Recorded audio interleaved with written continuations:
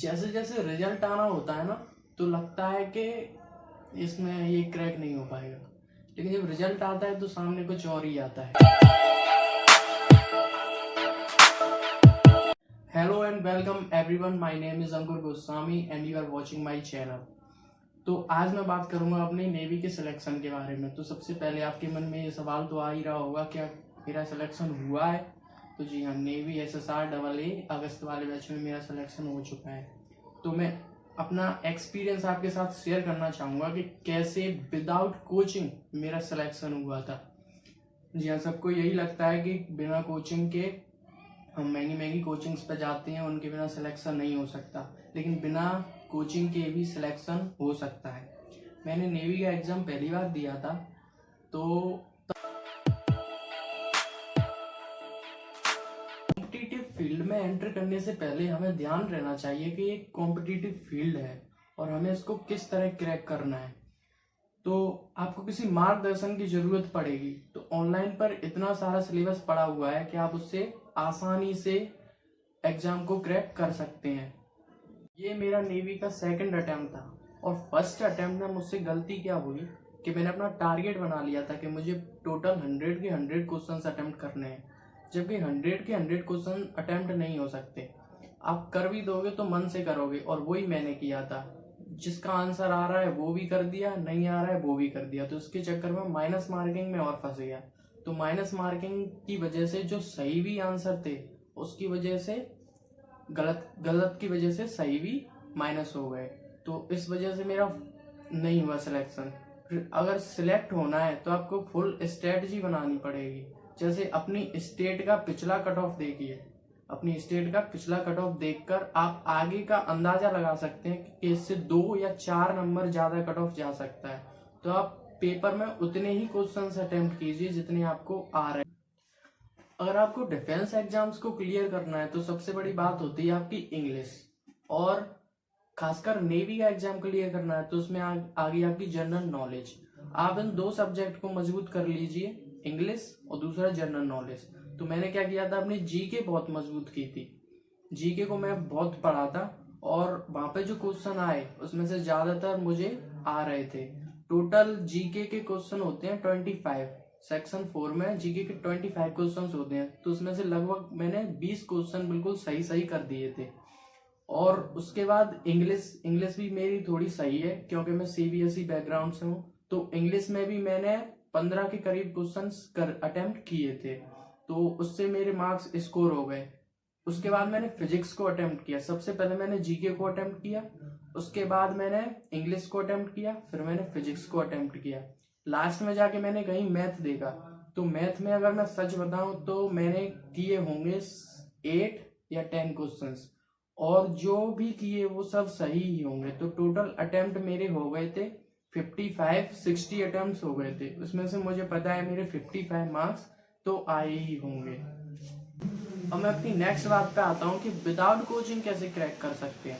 मेरे काफ़ी सारे दोस्त थे जो देहरादून गए, कहीं बहुत सारी जगह जहाँ पे महंगी महंगी फीस देकर कोचिंग करते हैं, तैयारी करते हैं, लेकिन फिर भी एग्जाम क्लियर नहीं होता है। लेकिन बिना कोचिंग भी एग्जाम क्लियर हो सकता है। कैसे? जब मैंने पहला अटेम्प्ट दिया था तो उसमें मैंने गौर किया था क्वेश्चंस पे कि नेवी किस टाइप के क्वेश्चंस पूछती है। जैसे जैसे वो क्वेश्चन पूछती है तो वहां पे नोट करके बाहर तो लाने नहीं देते, इसलिए मैंने अपने दिमाग में ही फीड कर लिया था कि इस टाइप के क्वेश्चन नेक्स्ट टाइम पे आएंगे। तो उसके बाद चाहे वो जीके हो, फिजिक्स हो, इंग्लिश हो या फिर आपका मैथ हो, मैंने उसी टाइप के क्वेश्चंस में करके गया था और एग्जैक्टली वही क्वेश्चंस आए थे। फिजिक्स के मैंने अपने नोट्स बनाए थे तो उसमें कम से कम 250 क्वेश्चंस लिखे थे, उसमें से 12 या 13 क्वेश्चंस तो मुझे वहां पे डायरेक्टली ही दिखे थे। और जीके का मैं आपको बता ही चुका हूँ। तो हम बिना कोचिंग इसी तरह क्रैक कर सकते हैं कि जहाँ हम पहले फेल हुए थे वहां से कुछ सीख के उसे दोबारा अप्लाई कर सकें और हम उसको और बेहतर बना सकते हैं। और जो एक और गलती होती है जो हम अपने एग्जाम को करते टाइम करते हैं, हम क्या करते हैं, किसी एक एग्जाम पर फोकस नहीं करते। हमको साथ में NDA भी करनी है, एयरफोर्स भी करनी है और नेवी भी करनी है। तीनों की तैयारी एक साथ चलने देते हैं और इस चक्कर में कुछ नहीं हो पाता। यही मैंने अपने फर्स्ट अटेम्प्ट में किया था। मैं उस टाइम पे एनडीए की भी तैयारी कर रहा था, एयरफोर्स की भी कर रहा था और नेवी की भी कर रहा था। यहाँ तक आप एयरफोर्स और नेवी की तैयारी एक साथ कर सकते हैं, लेकिन उसके साथ एनडीए मिला दोगे तो वो लेवल थोड़ा हाई हो जाता है। उसमें मतलब डिस्क्रिप्टिव क्वेश्चंस रहते हैं और एयरफोर्स और नेवी में एप्लीकेशन बेस्ड क्वेश्चंस रहते हैं। अब नेवी 1 घंटे में आपसे 100 क्वेश्चन करवाना चाहती है, तो कुछ क्वेश्चन सोच के ही तो देती होगी। मतलब ऐसे क्वेश्चंस देती होगी जिनमें हमको पेन नहीं चलानी पड़े। मतलब हर क्वेश्चन का आंसर आप 15, 20, 25 सेकंड में दे सको, ऐसे ही क्वेश्चंस देती है। जबकि एनडीए आपको ऐसे क्वेश्चंस देती है जिसमें आपको सॉल्व करना पड़े। तो हमें नेवी में एप्लीकेशन बेस्ड क्वेश्चंस ही करने हैं। और जहाँ तक फिजिक्स की बात होती है, तो फिजिक्स में करते क्या है कि न्यूमेरिकल करने बैठ जाते हैं, जबकि न्यूमेरिकल उसमें इतने आते नहीं है, ना ही आपके एयरफोर्स में आते हैं। दोनों में ही न्यूमेरिकल आपको मिलेंगे 5 से 6। तो अगर आप जैसे कॉन्सेप्चुअल क्वेश्चन भी कर लेते हैं तो कोई दिक्कत नहीं है, हो जाएगा। ऑनलाइन पर इतना फ्री कंटेंट डाला हुआ है, आप यूट्यूब पर सर्च करके देखिए, math for NDA, math for navy, math for air force, या जो भी सब्जेक्ट उसमें आते हैं आप सर्च करके देखिए, आपको बहुत सारा कंटेंट मिल जाएगा और वो काफी है। आजकल ऑनलाइन का सिस्टम ज्यादा चल गया है, उस पर टीचर्स ऐसे आए हैं कि आपको जो ऑफलाइन पे जाते हो उससे भी बेहतर समझा सकते हैं। जैसे मान लो अगर ऑफलाइन पे आपकी 1 घंटे की क्लास होगी और ऑनलाइन में आपकी 1 घंटे की क्लास होगी, तो ऑफलाइन और ऑनलाइन में फर्क ये होगा कि ऑफलाइन में मान लो 1 घंटे की क्लास है तो 20 मिनट बात भी हो जाती है, 5 मिनट बैठे रहते हैं और कुछ भी, और पढ़ाई तो वही आधा घंटा हो पाती है। लेकिन जो ऑनलाइन क्लास होती है उसमें आपको फुल फोकस, 1 घंटे की क्लास है तो 1 ही घंटे करना पड़ेगा। वहां पे आपको लगातार टीचर्स पढ़ाते रहते हैं, क्योंकि ये ऑनलाइन सिस्टम है, इसमें बात कुछ अलग होती है। यहाँ पे टीचर्स सामने बैठ नहीं सकता है स्क्रीन पे, नहीं तो सब बंद ही हो जाएगा, फिर ऐसे कैसे चलेगा। इसलिए टीचर्स को लगातार 1 घंटा पढ़ाना पड़ता है और आपको भी लगातार 1 घंटा फोकस करना पड़ता है। आपका ध्यान अगर इधर उधर हुआ तो चीजें निकल जाएंगी।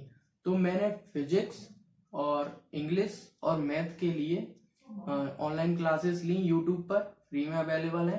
कुछ चैनल्स हैं जिनके नाम मैं आपको बाद में बताऊंगा, इस वीडियो में नहीं बता सकता। उनसे आप तैयारी कर सकते हैं और बेहतर तैयारी कर सकते हैं। और उसके बाद बची जीके, तो जीके मैंने बुक से ही की थी और किसी ऑनलाइन कोचिंग से नहीं की थी, मैंने बुक से ही की थी। लूसेंट की बुक थी मेरे पास, उससे ही मैंने जीके की तैयारी की थी। जीके में होता क्या है, 25 क्वेश्चन का सेक्शन होता है वो, और उसमें आपके 5-6 क्वेश्चन रीजनिंग के और 2-3 तो मुझे फुल फॉर्म से मिली थी जो मुझे पहले से आती थी। रीजनिंग के भी क्वेश्चंस बहुत सिंपल थे और हिस्ट्री के, अब होता क्या है, लोग जब भी ये कॉम्पिटिटिव एग्जाम्स की तैयारी करते हैं, जैसे नेवी हुआ, एयरफोर्स हुआ, तो हिस्ट्री पहले पढ़ने बैठ जाएंगे, इकोनॉमिक्स पढ़ने बैठ जाएंगे और जो भी कुछ है वो पढ़ने बैठ जाएंगे। लेकिन इनसे क्वेश्चंस आते नहीं है, क्वेश्चंस आपके जनरल नॉलेज से ही आएंगे। ऐसे क्वेश्चंस आएंगे जो जनरल नॉलेज पे बेस्ड हो। हिस्ट्री से मुझे सिर्फ 1 क्वेश्चंस देखने को मिला, बाकी सब आपके जनरल नॉलेज के थे। तो लास्ट में मैं यही कहना चाहूंगा कि ये नेवी, एयरफोर्स ऐसे एग्जाम है, इनमें हमको ज्यादा पैसे खर्च नहीं करने चाहिए। सेल्फ स्टडी कीजिए, क्यों पैसे खर्च करना, इनसे भी बहुत बड़े एग्जाम है, आगे चल के उनमें पैसे खर्च कर लेंगे, लेकिन इन पे आप घर पे ही पढ़ सकते हैं, ऑनलाइन पढ़ सकते हैं। जैसे मैं पढ़ा और मैंने एग्जाम निकाला, अपनी पुरानी गलतियों से सीख के आगे कुछ अच्छा करने की कोशिश की थी मैंने।